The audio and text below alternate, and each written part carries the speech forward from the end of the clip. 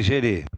Bom dia a todos que nos acompanham pelas redes, aos colegas vereadores, vereadoras, aos familiares que estão aqui das diversas denominações de rua que nós teremos hoje, em especial a filha da dona Genoveva, Maria Regina, e ao seu esposo, Ernesto Iscariote, ao pai da Maria Regina, né, o esposo da dona Genoveva, que nós temos hoje o prazer e a honra de denominar uma rua lá em Santa Lúcia do Piauí com o seu nome.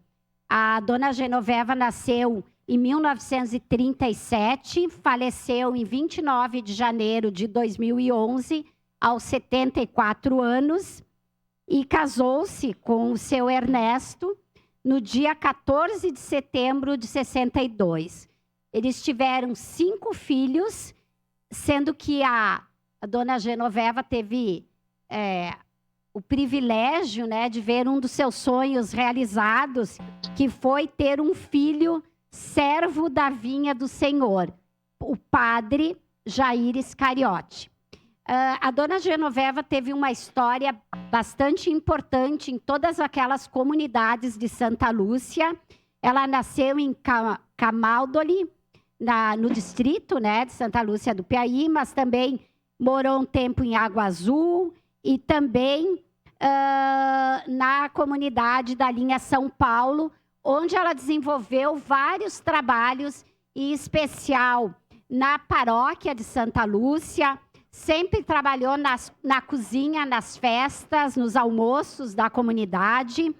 Também trabalhou no altar, na igreja, né, na liturgia, foi catequista, participava da cobrança dos dízimos para a igreja, né? Durante muitos anos ela foi presidente do apostolado da oração, e também ela cuidou muito do capitel, lá do capitel de São Caetano, que era para ela assim uma relíquia, uma coisa muito importante para a sua vida, né?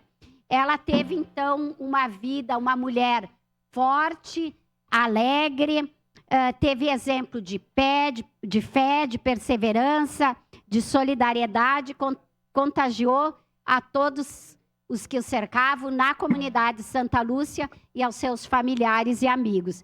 Então, nada mais justo que se faça uma homenagem, né, denominando, então, a Estrada Municipal Genoveva Bernardi Iscariote, essa via pública do distrito de Santa Lúcia do Piauí, que hoje é a Estrada Municipal 63, mas com o nome da dona Genoveva. E nesse sentido, então, eu peço a aprovação de todos os colegas e colegas vereadoras.